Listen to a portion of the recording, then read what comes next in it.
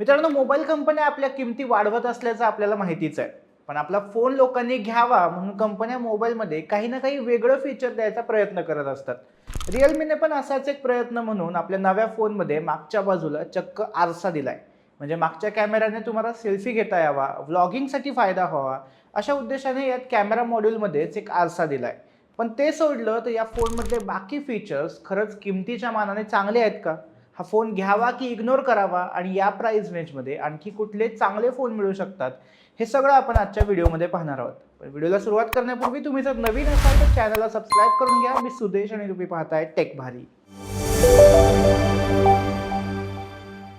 रिअलमीची number series खरंच चांगली series आहे. आतापर्यंत त्यांनी या सिरीजमध्ये कितीतरी चांगले फोन लॉन्च केलेत. पण आता आलेला रिअलमी 16 हा मला या सिरीजच्या मानाने थोडा वीक वाटतो. आपण किमतीपासून सुरुवात करूया, त्यानंतर फीचर्स बघूया. 3 व्हेरियंट येतात. 8GB रॅम आणि 128GB स्टोरेज व्हेरियंटची किंमत 33,000 रुपये आहे.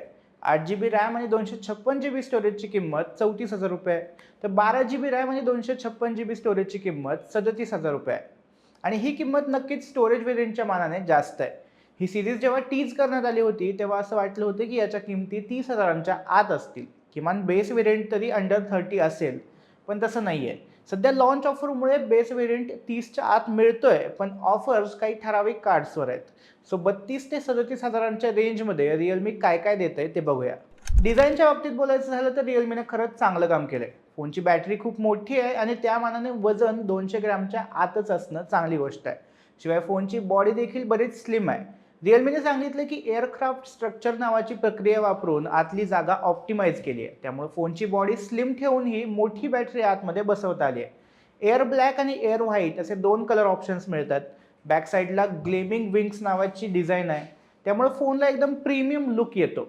सेफ्टीच्या बाबतीत म्हणलं तर फोनला IP69 रेटिंग दिली आहे. So dust and water protection चांगलं आहे. डिस्प्लेकडे येऊयात. या बाबतीत रिअलमीने कोणतीही तडजोड केलेली नाहीये. 6.6 इंचचा मोठा AMOLED डिस्प्ले दिलाय. 120 हर्ट्जचा रिफ्रेश रेट आहे. पीक ब्राईटनेस 4200 निट्स आहे. सो डायरेक्ट उन्हात देखील स्क्रीन व्यवस्थित दिसेल. सो डिस्प्ले पॅनल तरी किमतीच्या मानाने खूप चांगला दिलाय. परफॉर्मन्सच्या बाबतीत मात्र हा फोन बराच मार खातो. या फोनमध्ये MediaTek Dimensity 6400 चिपसेट दिलाय. साधारणपणे 35,000च्या रेंजमध्ये येणाऱ्या फोनमध्ये हा चिपसेट खूपच डिसअपॉइंटिंग आहे.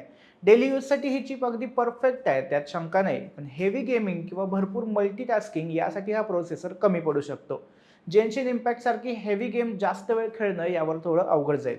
हीट मॅनेजमेंटसाठी एअरफ्लो VC कूलिंग सिस्टीम दिली आहे, ही एक चांगली गोष्ट आहे. सॉफ्टवेअरबद्दल सांगायचं झालं तर Android 16 were based Realme UI 7.0 out of the box मिळतो. चांगली OS आहे. थोड्याफार प्रमाणात ब्लोटवेअर मिळतात, पण ते अनइन्स्टॉल करता येतात. AI फीचर्स मिळतात. 3 वर्षांचे OS अपडेट्स आणि 4 वर्षांचे सिक्युरिटी अपडेट्स मिळणार आहेत असं कंपनीकडून सांगण्यात येतंय. सो सॉफ्टवेअरच्या बाबतीत देखील कोणतीही तक्रार नाही. आता कॅमेराबद्दल बोलूया. मागच्या बाजूला 50 मेगापिक्सेलचा सोनी सेन्सर येतो. स्टेबल रेकॉर्डिंगसाठी OIS मिळतंय आणि 2 मेगापिक्सेलचा डेप्थ सेन्सर आहे. आणि सगळ्यात जास्त चर्चा असलेली गोष्ट म्हणजे सेल्फी मिरर. रिअलमीने आपल्या कॅमेरा बारमध्ये चक्क छोटासा आरसा बसवलाय. याचा फायदा तुम्हाला मागच्या कॅमेऱ्याने सेल्फी घेण्यासाठी किंवा व्हिडिओ रेकॉर्डिंगसाठी होईल. रिंग फॉर्मॅटमध्ये फ्लॅश लाईट आहे. पुढच्या बाजूला 50 मेगापिक्सेलचा सेल्फी कॅमेरा आहे. पण या सगळ्यात प्रॉब्लेम हा आहे की मागच्या बाजूचा कॅमेरा 4K रेकॉर्डिंगला सपोर्ट करत नाही. शिवाय मागे 2च कॅमेरे आहेत आणि त्यातलाही दुसरा सेन्सर 2 मेगापिक्सेलचा दिलाय. 8 मेगापिक्सेल तरी हवा होता. आणि जर 4K रेकॉर्डिंगच नाही होत तर मागे आरसा देण्याचा फायदाच काय?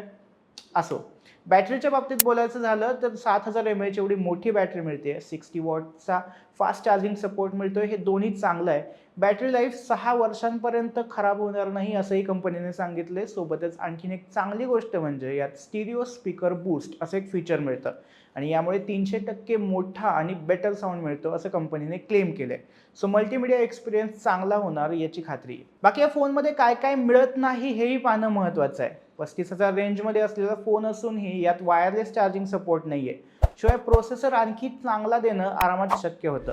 मेमरीच्या बाबतीत आपण समजू शकतो की रॅम महाग झाल्यामुळे किंमत जास्त ठेवली आहे आणि स्टोरेज ऑप्शन कमी ठेवलेत. पण बाकीच्या गोष्टींमध्ये कॉस्ट कटिंग करण्याची काहीच गरज नव्हती.